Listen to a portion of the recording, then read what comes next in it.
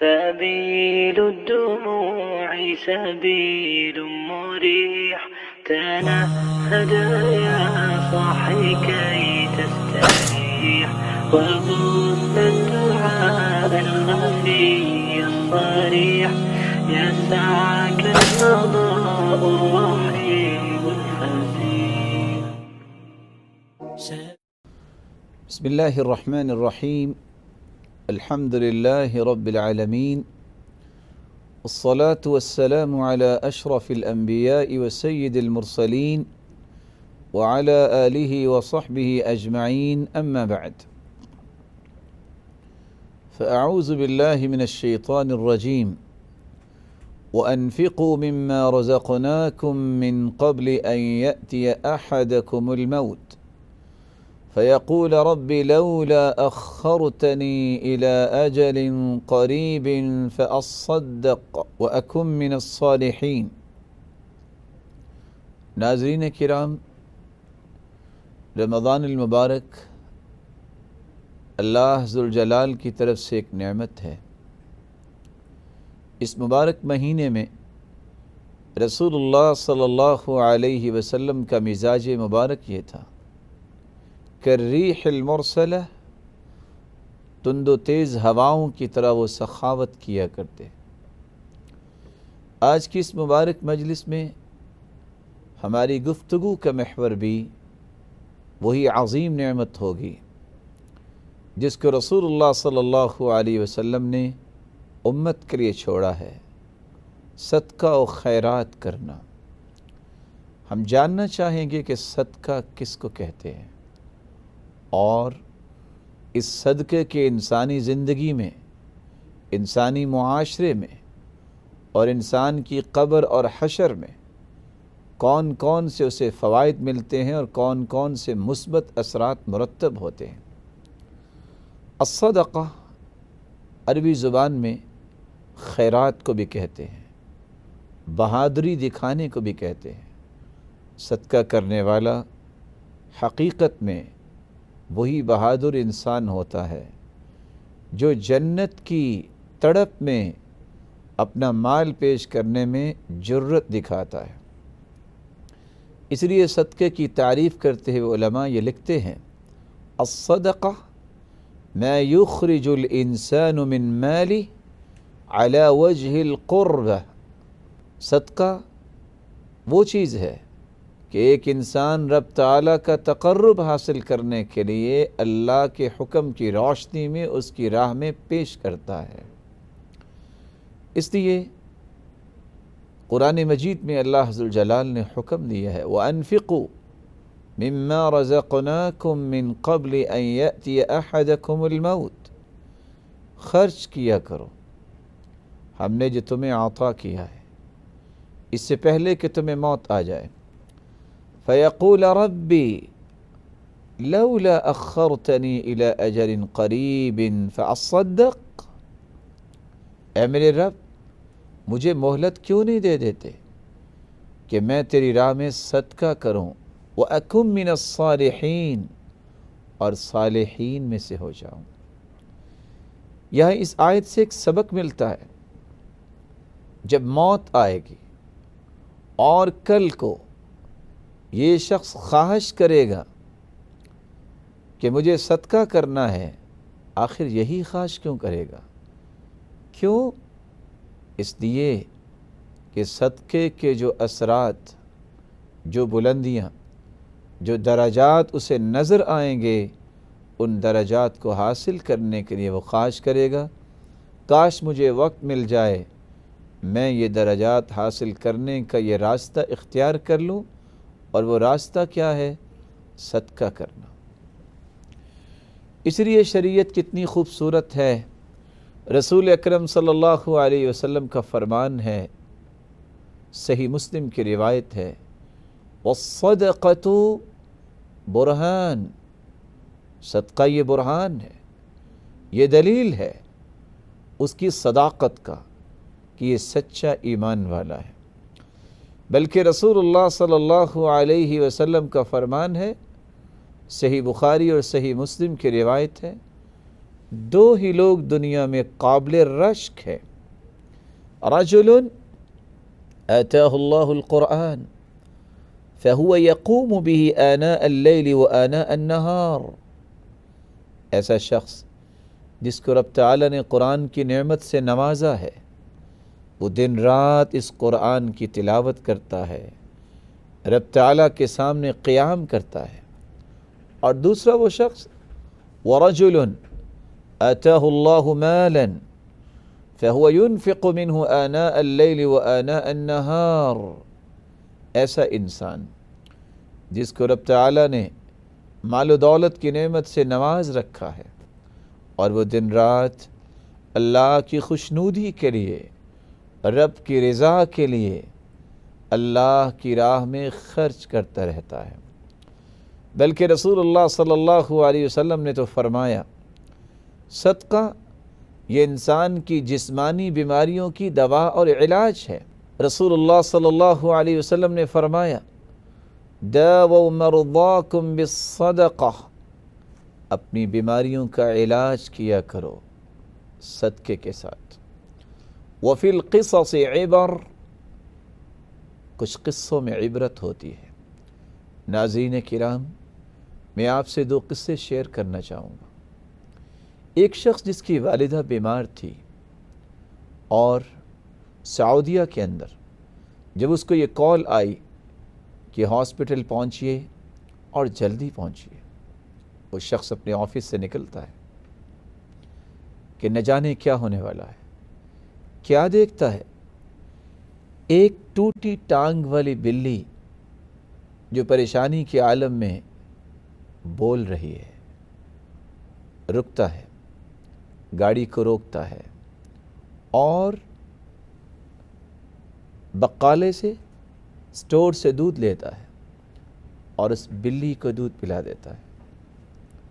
Hospital پہنچتا ہے، doctors نے کہا کہ آپ کی والدہ کو ایک دوسرے کمرے میں منتقل کر دیا گیا ہے۔ کہا کیا مطلب؟ وہ تو گزشتہ دنوں سے بے ہوش تھی۔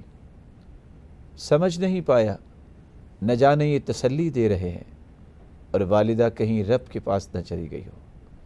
اس کمرے میں پہنچتا ہے تو دیکھتا ہے کہ اس کی والدہ ہوش میں ہے اور خوش ہے۔ پوچھا، یم ايش هذا، یہ کیا، کیسے اللہ تعالیٰ نے اتنی جلدی صحت دی؟ کہا بیٹا، مجھے خواب آئی، ایک ٹوٹی ٹانگ والی بلی دعا کر رہی تھی اور اسی طرح ہی میری آنکھیں کھل گئیں۔ صدقہ یہ بیماریوں کا علاج ہے۔ اور ایک داعی بیان کرتے ہیں، ایک شخص جس کو تکلیف کا سامنا ہوا، اس نے آؤٹ آف کنٹری ٹریول کیا۔ ڈاکٹرز کی رپورٹ کیا تھی کہ تم اگر بچوں سے ملنا چاہتے ہو تو مل لو، وقت لگتا ہے بہت تھوڑا ہے۔ کہا نہیں، میں ضرور ملوں گا۔ واپس پلٹ کے آتا ہے۔ جب ایک جگہ ایک قصاب کے پاس پہنچا گوشت لینے کے لیے تو دیکھا ایک عورت کچھ ٹکڑے گوشت کے اکٹھے کر رہی ہے۔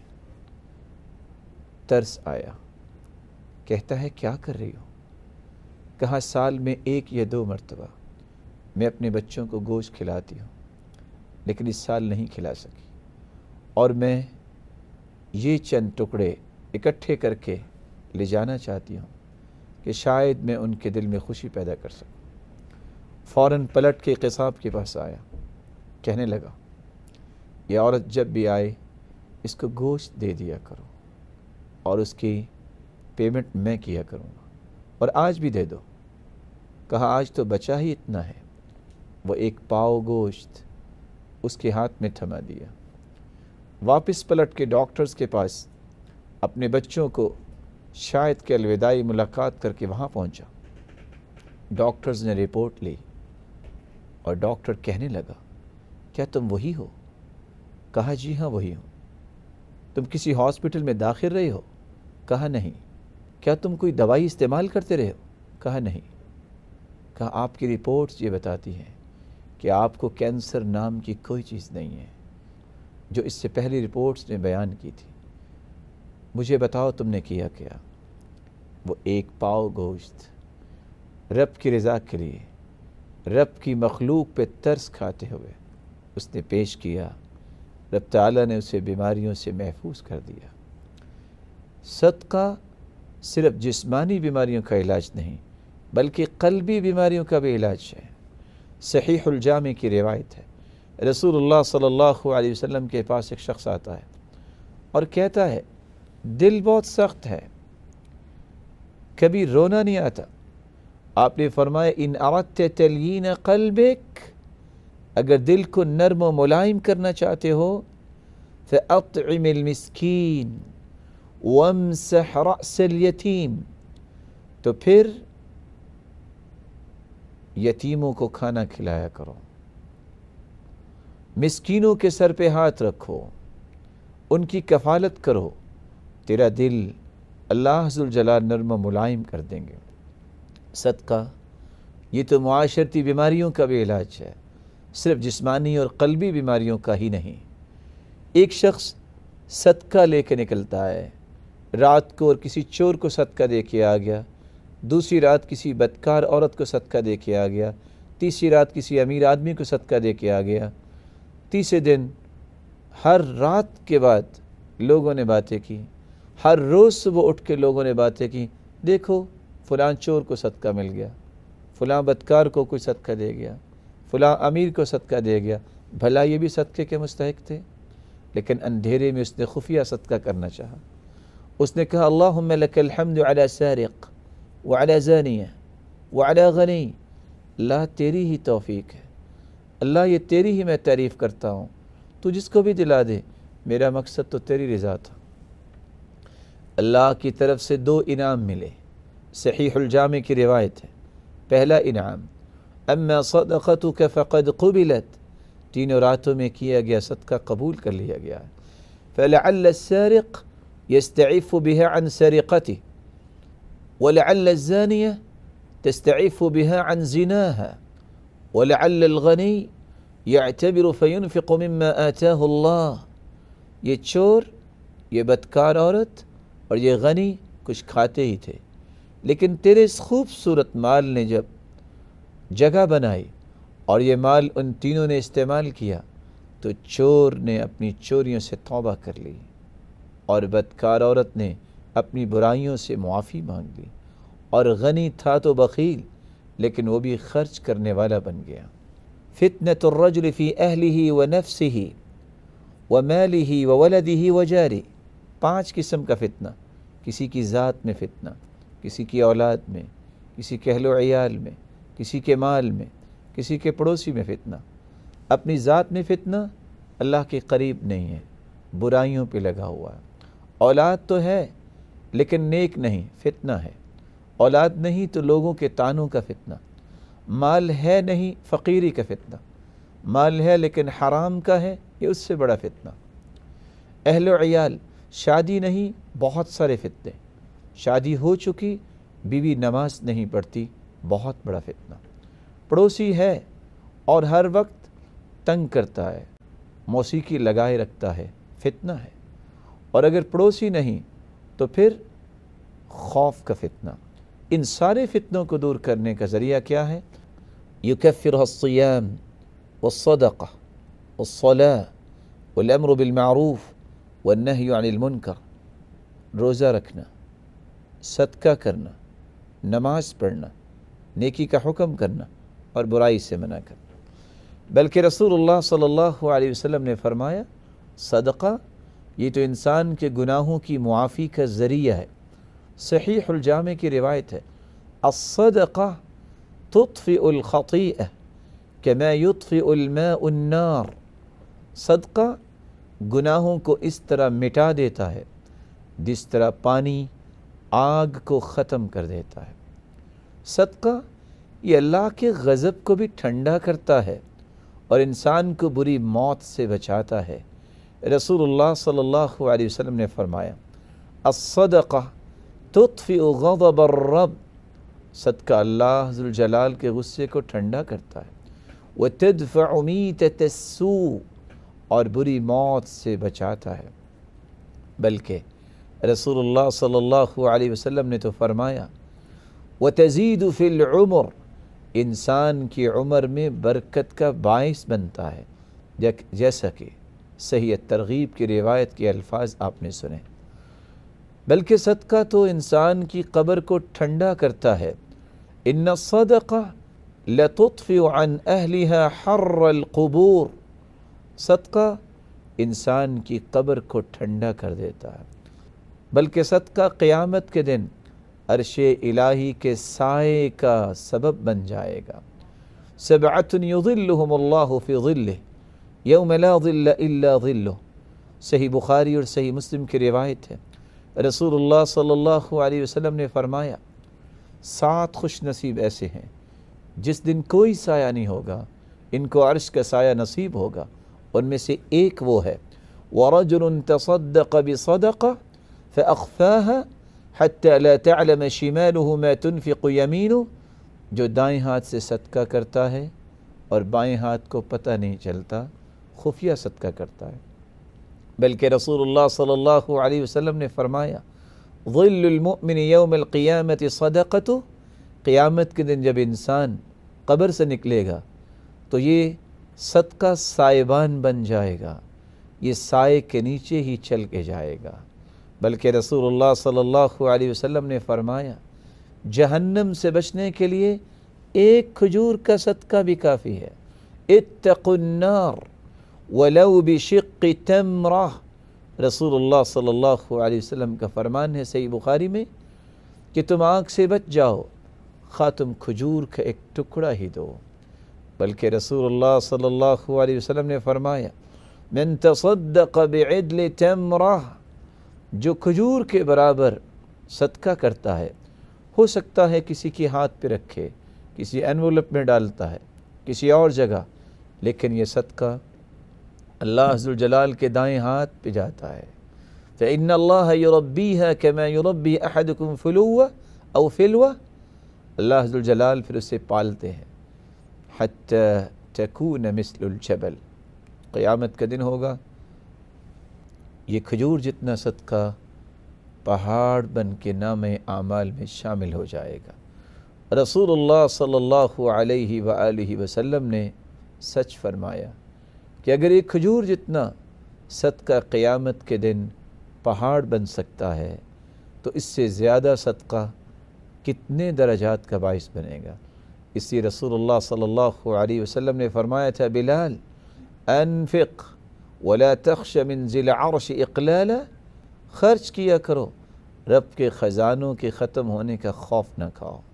انفق علیک، اللہ عز و جلال فرماتے ہیں اے آدم کے بیٹے تم میری راہ میں خرچ کرو، میں تجھ پہ خرچ کروں گا۔